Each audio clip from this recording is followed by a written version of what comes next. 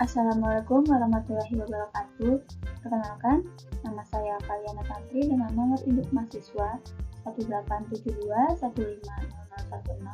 dari Program Studi Pendidikan Ekonomi Fakultas Ilmu Pendidikan Universitas Universitas Bekasi.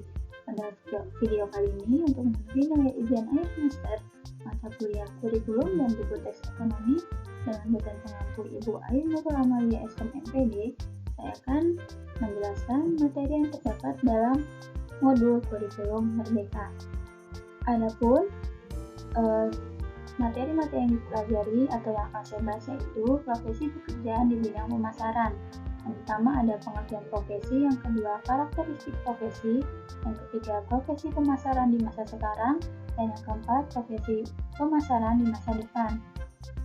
Pengertian profesi. Profesi adalah sebuah kegiatan yang dilakukan atas dasar kepemilikan, keterampilan, dan juga pengetahuan, sehingga tidak bisa dilakukan oleh setiap orang, hanya mereka yang telah memenuhi kualifikasi dan sudah mendapatkan pelatihan khusus saja yang bisa melakukan kegiatan tersebut.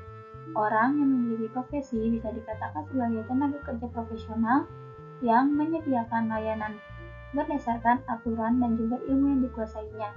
Tenaga kerja profesional akan menerima upah sesuai dengan keterampilan dan juga layanan yang diberikan. Profesi mungkin seringkali disamakan dengan pekerjaan, namun tidak semua pekerjaan bisa dikatakan sebagai profesi.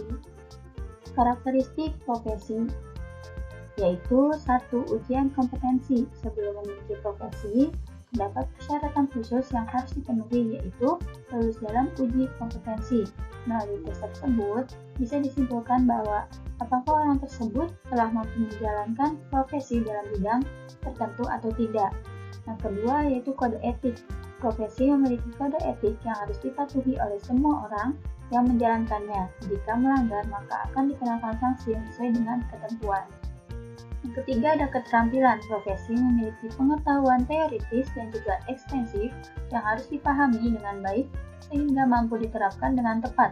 Untuk dapat menguasainya tentu dibutuhkan pelatihan serta pemahaman khusus dengan cara praktik. Dan yang keempat, kebanyakan memberikan layanan publik. Biasanya profesi ini akan memberikan layanan kepada publik. Contohnya, seorang dokter yang berkontribusi khusus dalam kesehatan masyarakat secara luas. Penghasilan serta profesi dokter akan terus bertahan selama publik mempercayainya. Karakteristik profesi yang selanjutnya nomor 5 yaitu lisensi. Untuk mendapatkan profesi, Anda harus memiliki lisensi resmi atau sertifikat yang menyatakan tentang keahlian yang dimiliki. Yang keenam, pelatihan khusus. Setiap harus selain harus lulus ujian, ada juga yang harus sebagai profesi itu harus mengikuti pelatihan khusus untuk bisa mendapatkan profesi. Ini merupakan persyaratan mutlak yang harus dipenuhi oleh setiap orang yang ingin memiliki profesi. Dan yang ketujuh adalah otonomi kerja. Profesi bekerja secara profesional sehingga biasanya akan mengandalkan pengetahuan teoritis untuk melakukan sesuatu. Dengan begitu, seseorang bisa lebih berfokus pada ilmu yang dikuasainya dan tidak mudah terganggu dengan lingkungan luar.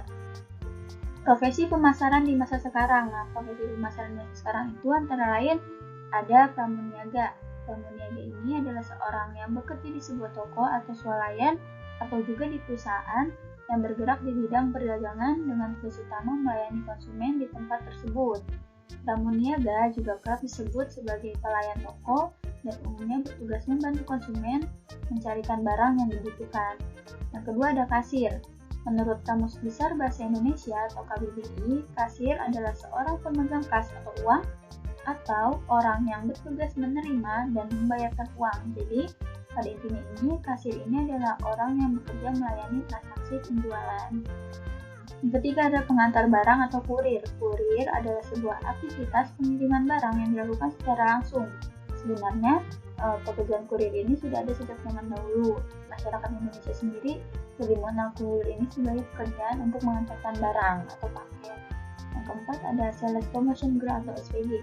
Nah, SPG ini adalah seorang wanita dengan kriteria tertentu yang disewa oleh perusahaan atau yang dipekerjakan oleh perusahaan itu untuk memiliki tugas secara langsung mempromosikan dan memberitahu konsumen tentang suatu produk. Lalu bagaimana dengan profesi pemasaran di masa depan? Nah, antara lain yaitu yang pertama ada influencer. Influencer ini memang menjadi influencer itu tidak mudah. Kita harus memiliki setidaknya 100.000 pengikut di sosial media yang kita miliki agar materi marketing kita ini bisa tersampaikan dengan baik dan ada interaksi di dalamnya. Nah, materi marketing bisa dalam bentuk konten video, postingan maupun tulisan di blog. Keberadaan seorang influencer ini di era digital pada saat ini itu sangat membantu pelaku bisnis karena dapat membantu untuk mempromosikan produknya. Dan kalau melihat perkembangan teknologi saat ini, influencer ini termasuk pekerjaan di bidang marketing yang sangat populer. Yang kedua ada content writer. Content writer ini memiliki tugas memasarkan produk dalam bentuk tulisan di media elektronik atau di sosial media. Tulisannya dibuat seorang content writer ini memiliki karakteristik yang berbeda tergantung dengan keinginan atau kebutuhan klien. Nah, namun intinya tetap pada tujuan utama marketing, yaitu memasarkan sebuah produk dan meningkatkan brand awareness. Dan yang ketiga ada copywriter. Copywriter ini berbeda dengan content writer. Nah, kalau copywriter ini biasanya dituntut untuk membuat tulisan singkat dan sederhana yang bisa membangkitkan rasa penasaran audiens. Karena menjadikan kunci sukses itu, sukses atau tidaknya sebuah promosi itu, pekerjaan marketing yang satu ini tidak bisa diisi dengan sembarang orang. Jadi harus ada pelatihan bagaimana membuat copywriter yang tepat atau baik. Yang keempat ada graphic designer. Graphic designer ini termasuk dalam jenis pekerjaan di bidang marketing. Biasanya profesi ini memiliki job desk membuat materi promosi dalam bentuk gambar yang menarik sehingga konsumen bisa melihat tampilan visual produk yang dipromosikan. Nah, keahlian mendasar yang wajib dimiliki seorang graphic designer ini harus bisa menguasai software editor, misalnya seperti Adobe Illustrator atau CorelDRAW maupun yang saat ini umum digunakan seperti Canva. Yang kelima ada social media specialist.